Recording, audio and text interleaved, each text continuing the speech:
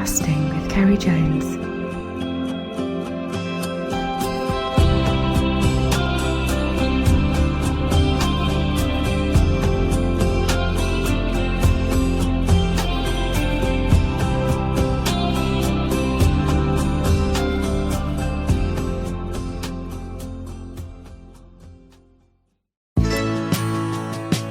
Did about 4 casts and took this 4.5 brownie on a 20-foot cast, which was fun to say the least in the waves. So that was an amazing experience. And for all the trout that you've caught over the years, catching a trout that size, a wild trout, under those circumstances, I was making lots of noises and was very excited about the whole thing. John turned around and said, I thought you were meant to be a professional.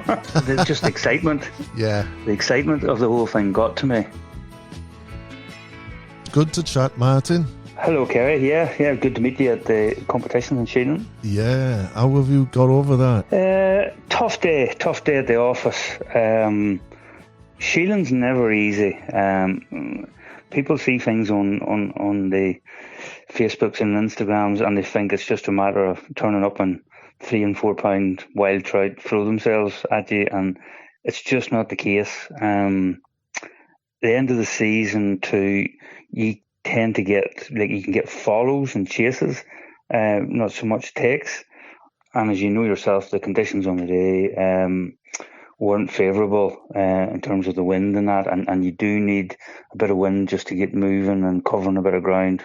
What I found is when we were all tacking up and heading out, I don't mind a flat calm too much. Yeah, you want a breeze. And we had that sort of hint of breeze here and there, but it was the light, it was the sort of low blanket of cloud, and it was that gloominess all day, wasn't it? And a coldness, and it just seemed that deathly sort of stillness, and I knew from the start you were going to be struggling. And I tried everything. I tried snakes even, went on the olives then, on the nymphs and on the dries. Nothing, not a sniff. Yeah, look, similar story. Myself and the boat partner didn't get any interest, but it was interesting. We saw fish pitching, but more interesting, I saw about 6 or 7 fish taken off the surface, and I was toying with the idea at one stage of putting on just a single dry and seeing would it attract something. But hindsight's a wonderful thing. The guys that did catch a couple of fish, when I spoke to them at the weigh-in, at the measuring, yeah, they said that they had a couple of nips and plucks and all the rest. So I think if you were just in the right place doing the right thing, you maybe had a couple of chances. And for the guys that landed a fish, it was a good day at the office now. To win a boat on that day was a great achievement. I don't think there's many competitions around where only one fish you need to win a boat. And I think 1 or 2 people did have fish on and lost. And I bet they would get it at the end of the day then. Yeah. Well, it's always the way. It's probably the unique selling point of that competition in October is that everywhere else is closed. Everybody has an equal chance, really, because all it takes is for one big fish to come up and take your fly, and all of a sudden you have a chance of winning a boat. So it's a great leveler. It's a great leveler of a competition. And I suppose the good thing is the LSTPA this year, we ran all our sort of club competitions on a catch photo basis, and this year then the big competition was the first time that we've operated the competition at that with those parameters. So a lot of work went on in the background in terms of getting measures and the logistics of it. So, but now that we've done that, I think that's going to be the way forward going for the rest of the years. It was strange how things move on, because when you come off a lake, it is good to see when you go on a competition, people weighing fish in, and it was like an anti-climax. I know other people have been doing it for a while. What would help perhaps to have a big screen, so these photographs at least can be seen by anglers, because it's a weird feeling where people just handing their phones, isn't it? That's really interesting that you said that. I had the very same thought on it. I suppose we'll come together and we'll meet now in a couple of weeks' time, and we'll have a sort of a debrief on the day and how it all went. And that is something that I was actually going to suggest, because I think that is a good idea, because you do miss the visual side of things. And Yeah. I remember in years gone by when you were handling like 4 pound fish, and on any other lake and any other time, that would be, everybody would be gawping at that. And then all of a sudden a 5 pound or a 6 or a 7 pound fish gets produced and, just dwarfs these 4 pounders. So yeah, the visual side of it is important, and that is something that we would maybe look at going forward. But it was a funny sort of day at the end, because often when you have a tough day, you think, I should have done that, or what we'd have done different. There was nothing. I was left scratching my head, because I don't think anything I would have done differently would have made... No, like, we seen fish, as I say, taken, and that was maybe something that I didn't do. I decided to go a bit deeper and go for like the lures and minkies and stuff like that, because at the end of the day, those big trout, that is probably their staple. To get the really big trout, that's what they're going for. Hard going with the heavy sinking lines and that for the day, and I think that was probably the most successful tactic. It was just maybe coming across an area where there's a couple of fish. You know yourself at this time of the year, they can shoal up a bit. We did have the recent rise in the lake where the levels increased dramatically just in the last week or so, which never helps matters. No. So it was a matter of maybe just finding a corner where there was a few fish bunched up, and you could have got your couple of chances. But that's Sheelin in a nutshell. It's and that's why people come back, because it's not a place where you're going to go and get half a dozen chances in a day. If you're lucky, you get one or two. If you're very lucky, one or two of those stay on, and you've got a fish of a lifetime. Yeah. Well, I've been following you on social media, on Instagram more than anything. You've had a good season, though, haven't you? Don't believe everything's on the internet. The blanks don't look as good, but yeah, no. I at the beginning I had 6 or 7 blanks on Sheelin. It was tough going. And then I got down the west, down to Corrib, at the end of March, and caught a bit of duck fly fishing on Corrib, and had a bit of wet fly fishing on Mask, and that was really the start of a bit of an improvement. I tackled a few rainbow fisheries, which I'm sort of getting into a wee bit more, which I kind of avoided in the past, but I'm sort of slowly learning that you can sort of hone your skills and try different methods in these lakes that have got fish in it, and you can practice.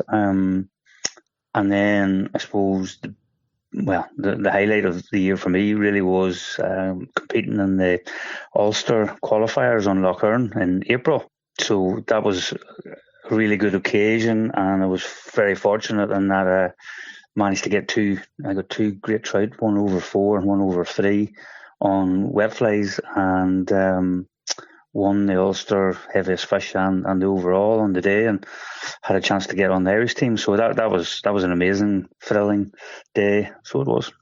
So what were the conditions like on the day?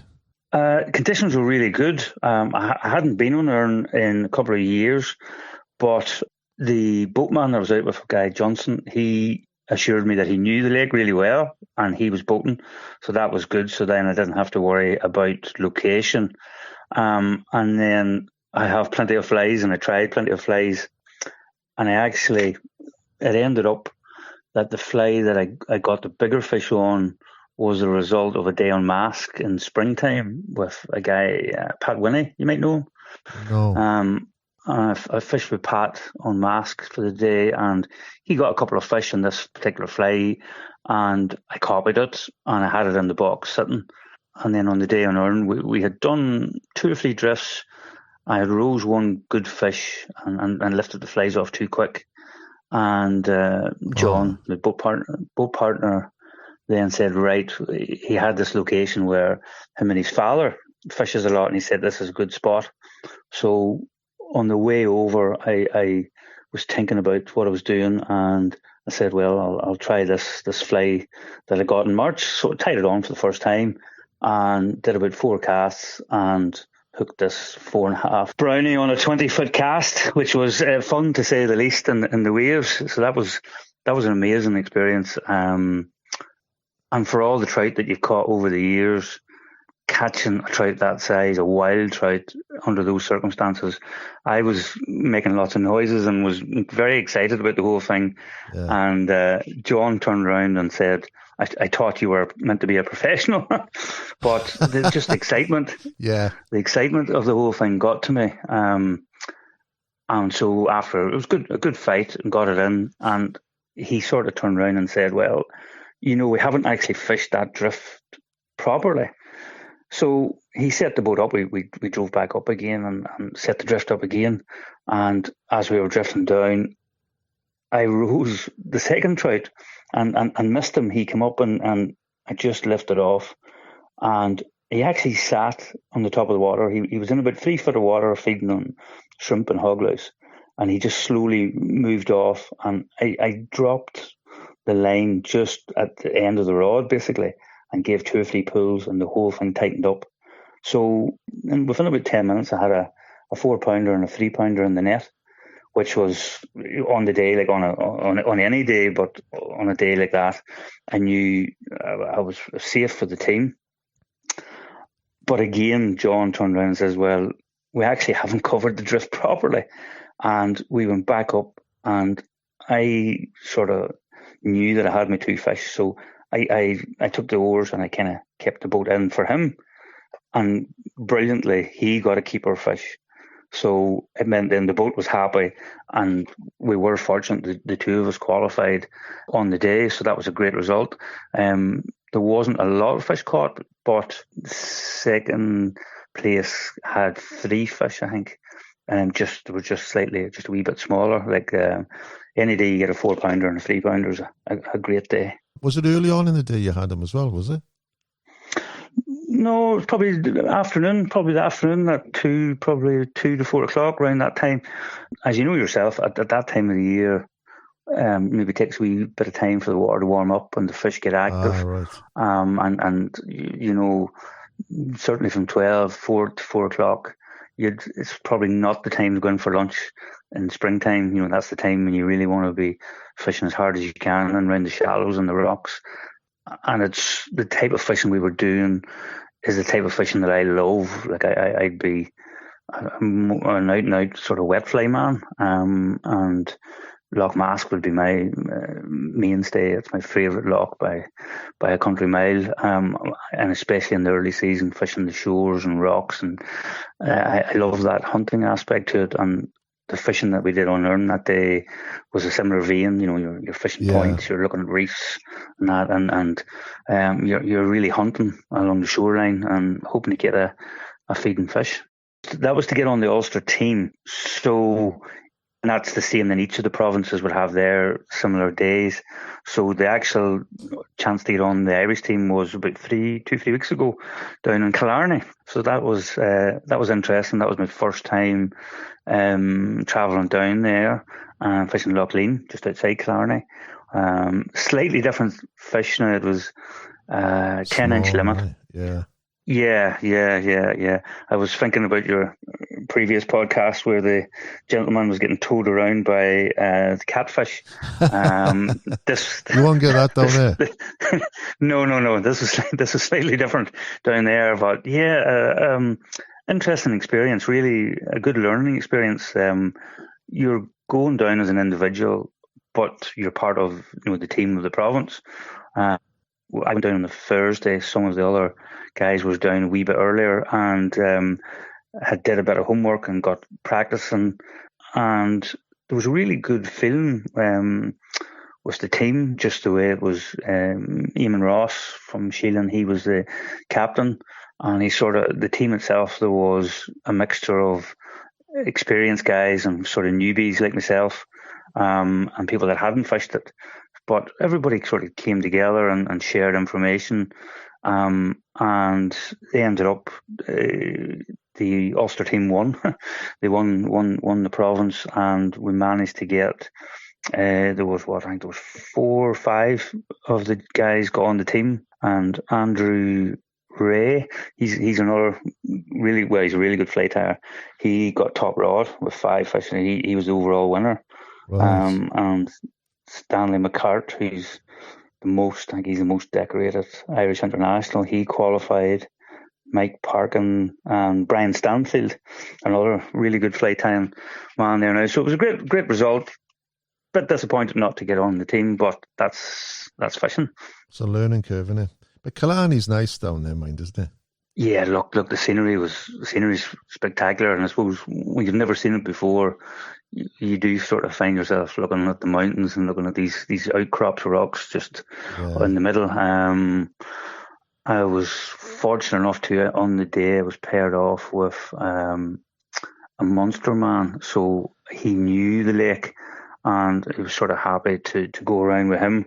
But we both ended up with 1 fish each and 1 keeping trout, and you needed 2 good fish to make it onto the team. Yeah. So that was that, but good experience. Do you know what, going back to what you said when you had a 4.5 pounder and you said your head was gone, you got excitable, you can say.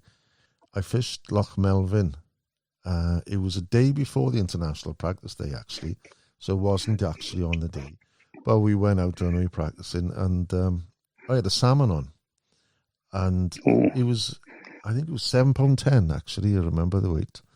But when I was playing it, I was super excited. It was actually the second salmon I've had. I had one in Lough Corrib, about 3 pound, a few years previous. But you didn't expect it, And then you're drifting. I've said the story a couple of times, actually. Drifting down the lake, a place called Ross's Point, I think it was. And he said, this is a good spot for the odd salmon. And as he said the word salmon, a tail came over, bang, and I had this fish on. And it was quite a fight, and my legs were shaking. And he was coming into the net, and the boatman then, he lifted the net too soon, and the fish was half in, half out, and he went back in. But luckily, it was still on, and I played it. But during that moment, you want to hear what I called him, right? And you lose your head, you think. And the thing was, he was a guard, and I told him I was sorry after, and he said, no, he admitted. He was clumsy, but during the moment you can lose yourself, can't you? Yeah, look, salmon is funny. If you get them in shallow water, they'll fight really well, and then they'll run. If you get them in sort of slightly deeper water, it's kind of more of a dogmatic kind of a fight. They'll go down. Yeah, look, I back in the end of the 90s, I was working down in Lough Furnace. Don't know if you know it, down in Mayo, the Burrishoal fishery. Yeah. So so part of the university, I got to do like a summer placement in Lough Furnace. I think it was 96, and we ended up then gillying in the evening times and gillying at the weekends for the salmon there. And I managed to go back for the 4 years of university and gillied every summer down there in 97, 98, 99. So that was nearly some sea trout, but it was all salmon. So that was a great time, and seen plenty of salmon coming to the net then. I don't come across them very often, not nowadays. When I used to gilly down in Furnace, like you met, I was really fortunate that you met lots of these sort of, like a gillied Bob Church.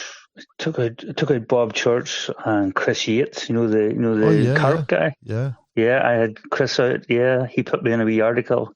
He was doing a magazine back in the day, Waterlogged, and I was only 19 at the time, so you met him. I told Bob Church not to put on a certain fly, and he got fish on it, and his compatriots got all these fish, and I had told the most famous angler in the world not to put on a certain fly, and that was the fly he should have had on.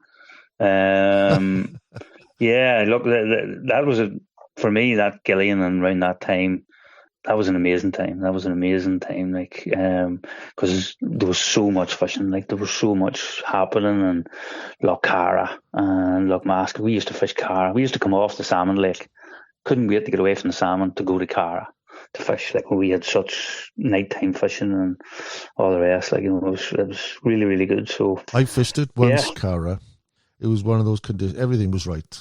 Nice rolling wave, and you were fishing silver daddies, and just floating long line on the wave, just rip and tear, and they were coming up sideways on it. It was, I think I had 5 that day, and they were all like peas in the pod, about 2.5 pound they were.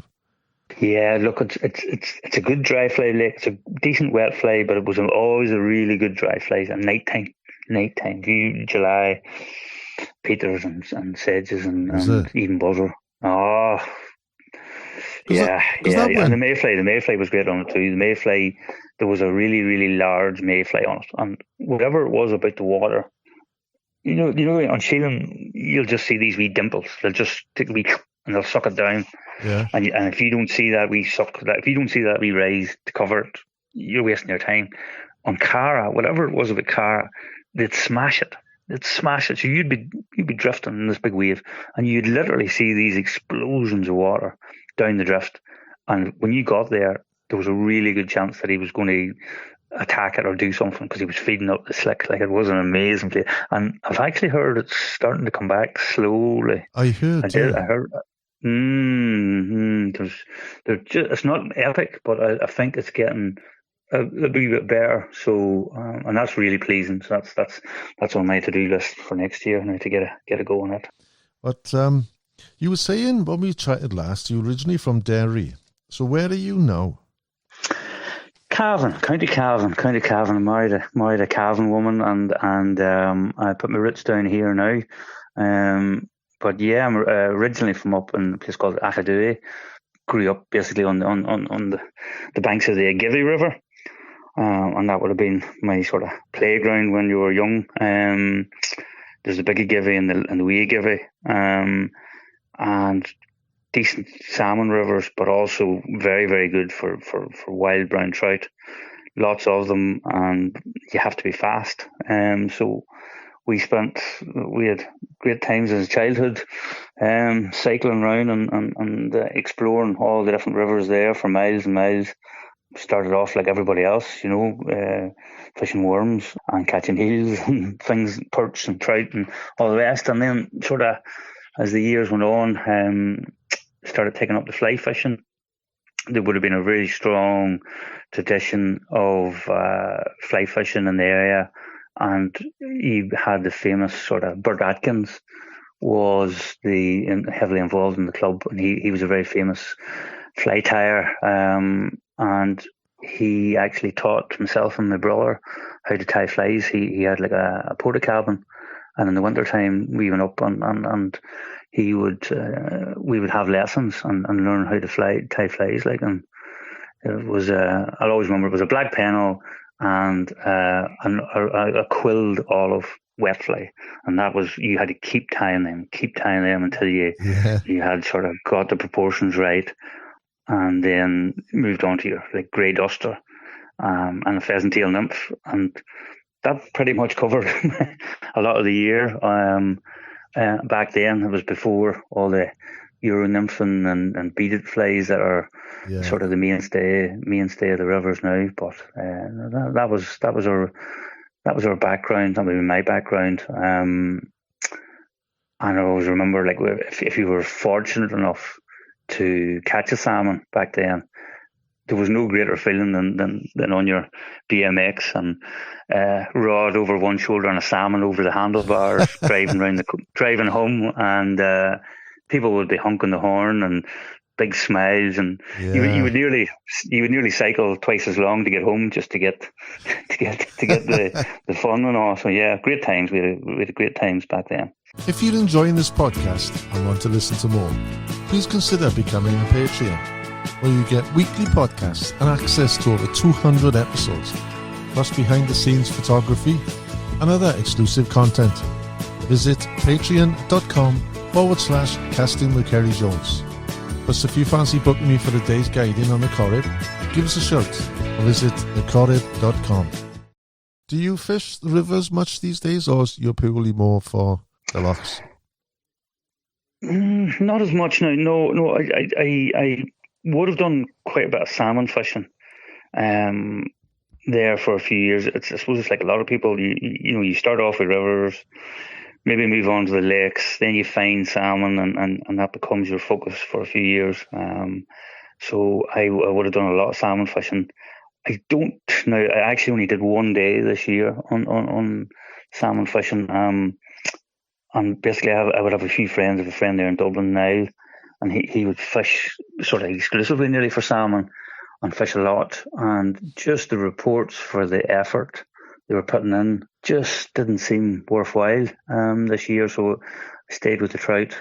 I do occasionally have like a 3-weight rod that you would use, and I enjoy that. And I do enjoy a day or two doing that, targeting the smaller fish. And I suppose you're always hoping to get like a pound or a 2 pound fish on a 3-weight rod, which would give you a good fight. Yeah. But no, the lakes now I really enjoyed my lake fishing this year.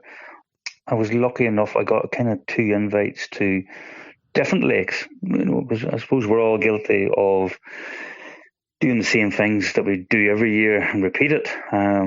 And I suppose I had Killarney, that was one. And then a guy from my university days that I hadn't seen or spoke to in 20 odd years found me on Facebook and gave me an invite down to Fermoy and Costello down in Connemara for a day sea trout fishing. Yeah. And really enjoyed that. Really enjoyed, because the thrill of going somewhere new, you don't know what's around the corner looks like or what's in front of you. You don't know what the fishing's going to be like. Obviously, there was a huge amount of history attached to that fishery, which you're aware of, like the Kingsmill Moor. So really enjoyed that now, yeah. And I've sort of made a promise that I suppose every year, I suppose we all should try somewhere new, try a new place, and because it is exciting to try new venues. I've never fished Costello. I've done a bit of sea trout fishing years ago on Screeb and Aina, but they both, they nothing what they used to be. So maybe a visit to a new water like Costello, maybe it'll get me interest back. Yeah. Well, I think I'm sure there's a guy Connor Robb there. He's quite active on social media and down at Lough and Enel and Sheelin and all. He seems to do a lot of fishing and that does well. But he recently had a wee video up of sea trout fishing in that Connemara area as well. I saw that. That was a new lake as well. Yeah. So it's just a matter, I suppose, of taking a chance and trying somewhere new. I actually messaged him yesterday, Rob, and he was saying, because he fished Oul the day after we fished Sheelin on the competition. There was a competition. I saw the pictures. I saw his pictures. Like, him and his friends, they seem to have really sussed those lakes, and they have a good handle on what's happening, and they know what they're doing. They know what they're doing. Yeah. So, how often would you get out then? How often do you fish? Depends who you ask. If you ask my fishing friends, not enough. And if you ask the wife and that, the family, they think that I'm probably out all the time. Look, we've a young family, a young daughter, and just the free time that you had in your 20s and that, you just don't have that, and that's fine. That's fine. But like, my big thing was I always try and get the end of March. I always try and get it like at least a week at the end of March, and you're hoping for duck fly, and then you're hoping for a bit of wet fly fishing on Mask. April, again, I'd be trying to get down as much as I could to Mask, maybe for the wet flies and olives. This year, I had a couple of nice days in March, but I was kind of fortunate. I tied in at the end of May. I was down, and there was quite stormy weather, like quite decent big waves on Mask, which is what I really live for. Because I just think it works. It just gets the Mask tide going.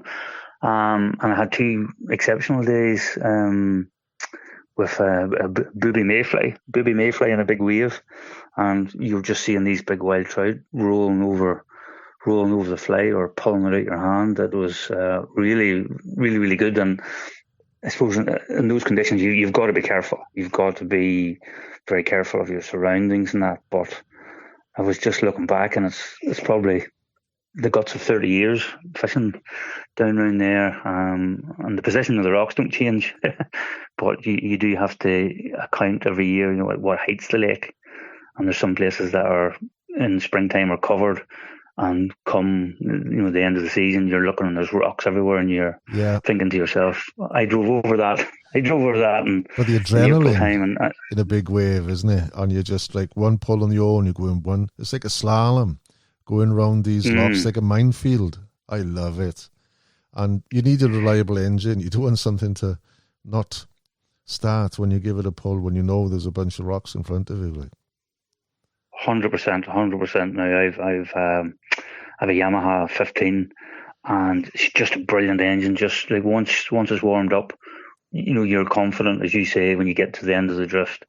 I've had other engines where they were like, if they were cold, then they mightn't start. And if you're coming up the rocks, you do want it to go. So look, I would service it every year, and it hasn't let me down yet, and hopefully it stays that way. Yeah. You were saying about the booby mayfly. Is that one of your patterns? Because I know for years the claret booby dabbler has been probably the number one fly on Mask, isn't it? But I've never fished a booby mayfly. You started something in my head thinking, Yeah, the claret booby is sort of. It's just, well, I just think it's interesting. I suppose flies are my thing, and I love the way the flies have evolved. When you look at the history and you sort of say, right, well, started off with bumbles, and then it went to dabbler style, and then you got like the telephone fly. It came out, and it was like the big thing, for the Daphne feeders. Then you got stimulators and gorgeous Georges, and now the booby is the fly of the moment, and it does work.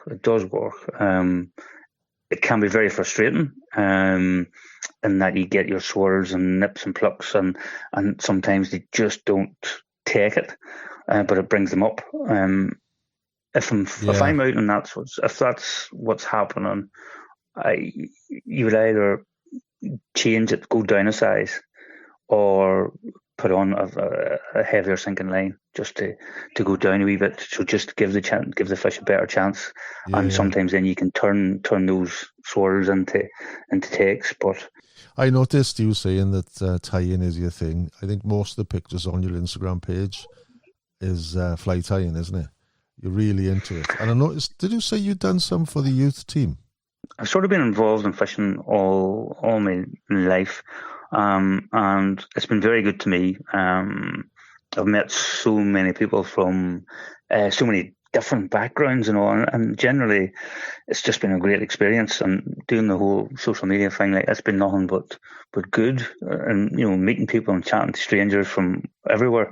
And I'll be sort of passionate that we encourage the youth and get as many young guys and girls involved in sport, because we need them. We need people to care, and get involved in it. So, look, there was a wee request put out for anybody that ties flies to if they could assist. So, look, I gladly ends up tying a few buzzers and sending them on. And so that was for the youth team. I don't know where they used in the day, but I think they just sort of build up a stock of flies for the youth. Well, it must have been karma there somewhere, because you bought a raffle ticket and won a boat, didn't you? Yeah, look, what comes around goes around. Yeah, I was. Yeah, that was probably the second highlight of the year. Was I seen a post on Facebook, and they were doing a raffle for a new boat, just to help raise money for the youth team, and again just bought a ticket for that. And normally you wouldn't win a two dog race, but I got a text on the Saturday night and a phone call on the Sunday, And it was unbelievably exciting to say I got it's a William Ganley boat from Glasson down in Athlone. Yeah. So I went down and I met William, really sort of real first class kind of craftsman. And I suppose the prize was for a boat. But it was an opportunity, I suppose, to customize a boat. So we talked and we talked about the setup and the way the boat, the seats are and rod holders and just the whole layout of the boat. So that has been completed. I think he was chatting last week. So the boat is ready for collection. So I'll hopefully pick it up in the next week or two and have it for next year. So yeah, very excited about that now because we've made little tweaks to it, which hopefully will that's nice. Be a good experience. Be a bespoke one to how you want it. I didn't realise that to your spec. I thought it was a standard boat, and that was it. I've actually been to his place, and he made me a pair of oars actually. And did he? They're lovely oars. Yeah. Really nice guy to talk to, and you can see the quality of his work, like in the wood. The wood, I've showed a few pictures to friends of the boat to date, and you can see the quality there. So, yeah, very excited to get that on a trailer and get it on the water next year, hopefully, and hopefully it should be. Yeah. Continue the good luck. When I went to see him, I asked him would he be interested in doing a podcast. And he said, I can't. Didn't have the confidence to talk, he said. But it's a shame, really, because I don't know if you listened to one of the past episodes I did with Jackie Mons. He was a timber boat builder from, near Ulster on the Glan Shore.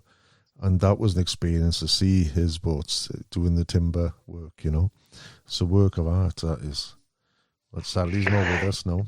But you're going to put this boat, you were saying, maybe on Earn, are you, next year?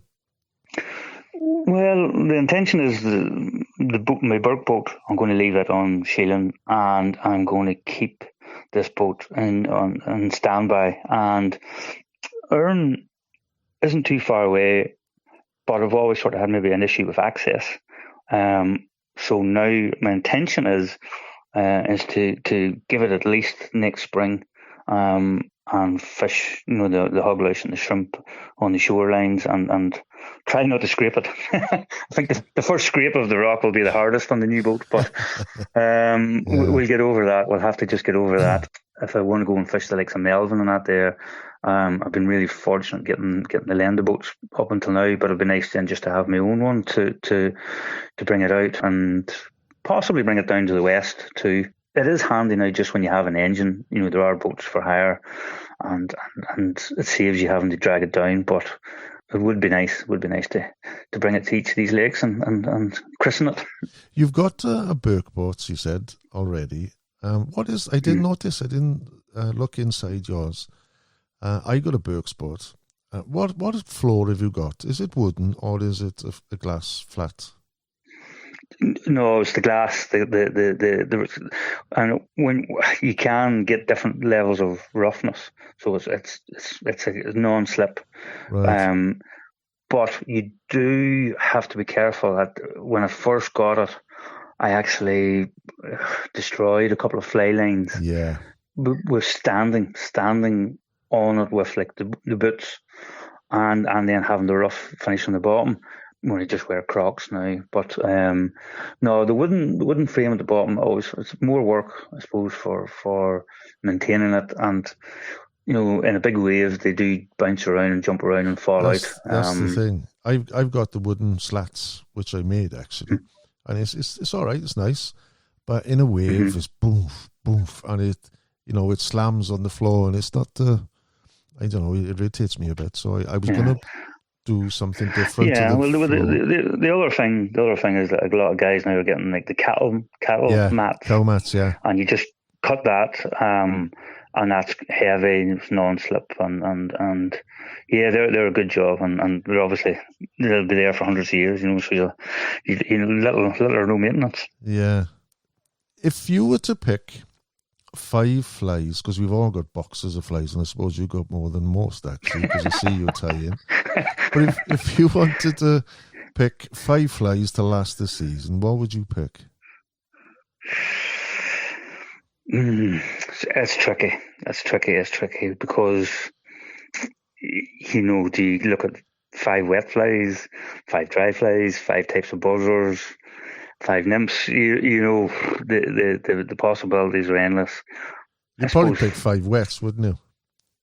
Well, that's yeah. You know me too well. Yeah, look. I suppose I actively probably look for kind of the rough weather, and that suits then those wet flies in the style that I like, and I probably tie my flies with that in mind. I suppose the start of the season, your silver dabblers, your black dabblers. I have one that's my own. I call it the Kraken. And it was sort of to get around using a humongous with the beaded eyes. And it's the colours, and it's the same colour combinations that you'd get in a humongous, but I've tied it in a dabbler style. All right. And tied it big.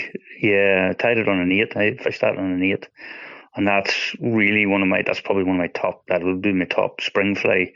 And it fishes on Corrib, but really fishes on Mask and Ern, and I've caught fish on Sheelin in it, so that would be probably one.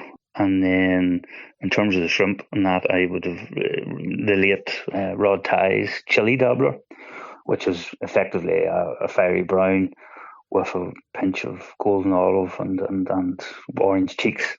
I find that it's a very, very consistent early season fly for shrimp and hog lice feeders. Oh, right. As you move on during the year, I suppose then you can't go past red arse green Peter.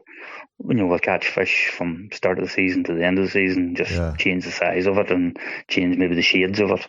It's so good. It's so good. I'm trying to think what else. Your golden olive or cock robin dabbler, it covers a lot of bases, and then the booby flies now, like as I said to you, the claret and the mayfly booby. Yeah. That'll get you from one end of the season to the next. Yeah, but I suppose the big thing when I'm out and I'm wet fly fishing, people think that it's just a matter of dragging them back in again, but no, it's not. You are looking at the sunlight and then the wave height and changing accordingly. Like, and I fish with guys and say it was a cloudy day and they were very successful with like 3 flies, and you're out the next day and the wind's half the strength and it's more sunny and they keep the same flies on because they worked yesterday, but it's that day is a completely different day, and you need to change your flies and try to find out and work out what colours just working in that particular type of light. And I think that's a big mistake a lot of guys make. They're not prepared to change when the weather changes or the conditions change. Yeah. No, not only the patterns as well. And I find sometimes just a little change from a floater to an intermediate. Same flies, but just they'll fish that just fraction under. And in a big wave, what I find is with an intermediate, it holds them steady when you bob in a little bit more. That doesn't blow the line like you would with the floater then. Very much so. And it's funny, even as the season goes on and the water temperature gets a bit warmer, the difference between, keeping it a wee bit higher. I got two harsh lessons this year, one on Holy Lake and one on Lough Rowan, where I had more or less the same flies as the guy in the boat with me, and they were on a slightly different line, 2 different guys, and they were getting like 3 fish for every one that I was getting, and I'd be stubborn and I wouldn't change. Yeah. But on one of the occasions, the guy had to go in at 2:00, and after he left, I sort of reneged and then put on the same line that he had, and instantly started getting fish. And it's an amazing thing to see that a line can make that much difference, but it really can. Oh, yeah. Well, if we go back to the competition, which was on Saturday on Sheelin, it was tough. And I think like most anglers are doom and gloom when it comes, if they're not catching, they think is an excuse for whatever. You'll play a part in the competition, say, or in the club then, on the Sheelin anglers? Yeah, it's the LSTPA is the sort of overarching sort of fly anglers that are looking after and have been looking after Lough Sheelin for many a year. I suppose back in the day when Sheelin had its issues with pig slurry, and there was lots of problems. I suppose the LSTPA came together and looked about protecting the lough and caring about the lough and seeing could things improve, and that still exists to this day. So the competition there, the October competition, would be our main fundraiser for the year, and then all the money that we raise from it goes back into habitat. I think last year it was over £30,000 we were able to spend on improving habitats within the Sheelin catchment. This year, I think we're looking at around £20,000 and approximately about 4 to 5 kilometres of habitat improvements, which, you know, it's when you split that over lots of little wee waterways, like, you know, it's really helping the system. And I suppose the last few years have been quite successful because of all that work that's going on. The other things that we would be doing we'd be looking at sort of planning applications within the catchment and seeing if there's potential impact and making our observations to that. We've also sort of got a memorandum of understanding with inland fisheries. So we'll be in consultation with them over things that are happening within the catchment.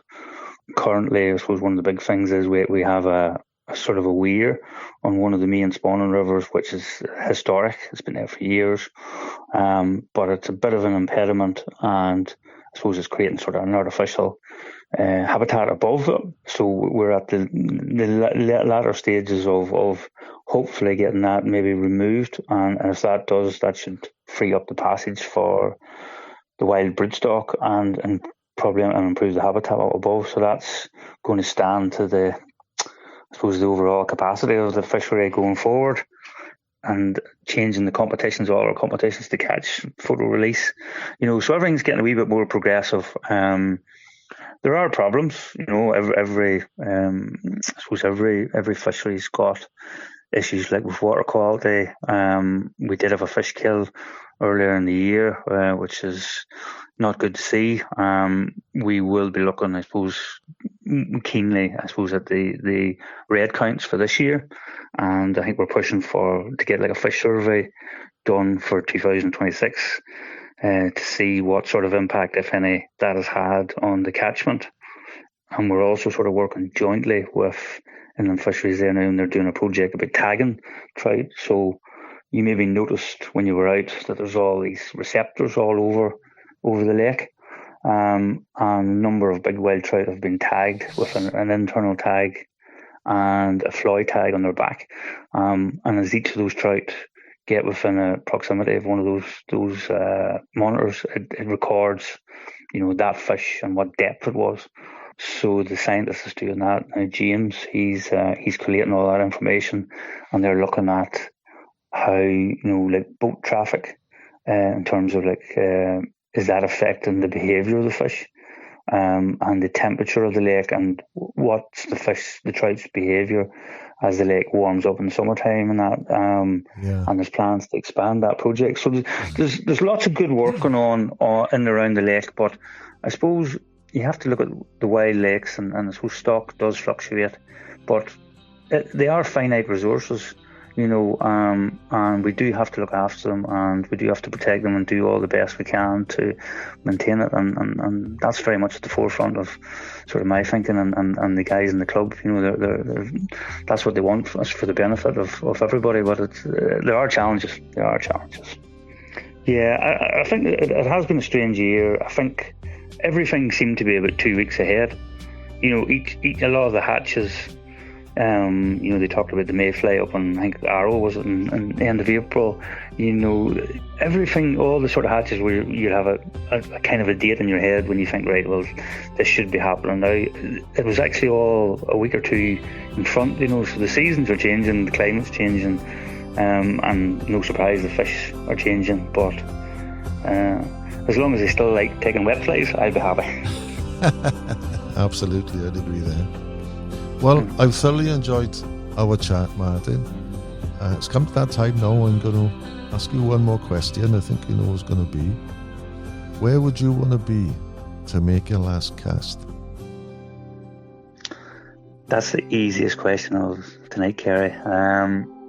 Lough Mask, April or May, big high clouds, southwesterly winds, rolling waves, and looking back at Mam Trasna, and big trout rolling over your wet flies. That's where I want to be if I'm spared. Yeah. Many thanks, Martin. If you've enjoyed this podcast and want to listen to more, please consider becoming a patron. We will get weekly podcasts and access to over 200 episodes, behind-the-scenes photography to go with each episode, plus other exclusive content and prizes. To become a Patreon, visit patreon.com/casting with Ceri Jones, or you can find the link on my website, castingwithcerijones.com. That's all for now. Tight lines, and may they always be up in the wave.